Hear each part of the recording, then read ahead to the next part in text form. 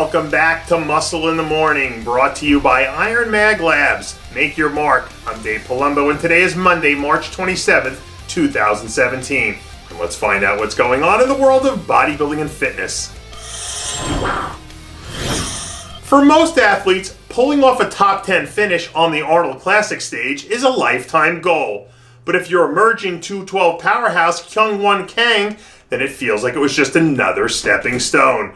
A few weeks removed from starting his season off with a solid 8th place outing, the former Dallas Europa champ is already back in the lab trying to cook up a new winning formula. In a series of new progress photos released late last week, Kang vowed to hit the stage again this year with what he's calling a new and improved look, as he attempts to find his way back to the Olympia stage. When he's dialed in 100%, Kang is a pretty damn balanced athlete from front to back, so if he picks his spots correctly, I'm sure he can do some real damage in the right lineup.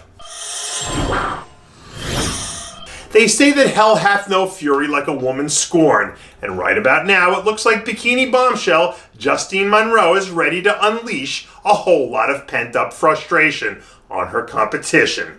After a slightly disappointing 6th place finish at the Arnold Classic, Monroe has been on an absolute warpath these last few weeks. New progress photos from the Monroe camp show the two-time Bikini International runner-up looking maybe better than we've ever seen her, as she dials in her sights on Phase 2 of her contest season. Monroe has shown over and over again that when she's firing on all cylinders, there are only a few handful of women in the division who even have a shot at slowing her down. But if she comes into her next show with a full head of steam, I can promise you that there won't be any slowing this one down. In sports, if you want to be the champ, then you gotta beat the champ. So good luck to anyone out there who thinks they got a shot at taking out Jeremy Buendia.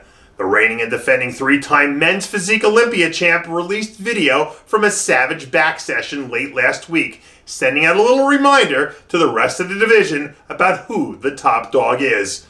By all accounts, Buendia is in the midst of having one of his best off seasons yet, and he's more focused than ever on cementing his legacy as one of the best to ever do it.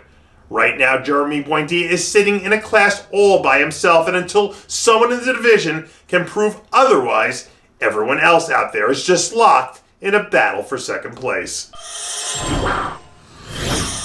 There are only probably a handful of places on the planet that can honestly call itself a super gym, and Tony Doherty's Australian Valhalla is definitely one of them. Late last week, classic physique superstar Sadik leaked some video from one of his legendary chest workouts while he was down at the Aussie Arnold, putting in some good old-fashioned sweat on the other side of the Pacific.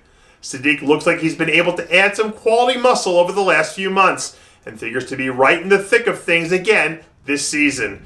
And if he can bring his back up enough to be on par with the rest of his physique, this is going to be one very hard man to beat. With the new weight-height restrictions in place in classic physique, it's going to be very interesting to see how things shake out in that division this year, especially for Santi.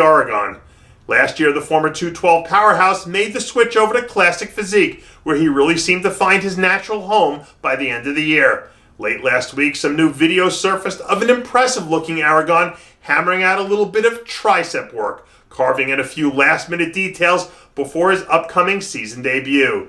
Now that he's made the full commitment to classic, Aragon really has a chance to fare well. So don't be surprised if you see him pop up and make some noise at a few choice shows before the summer.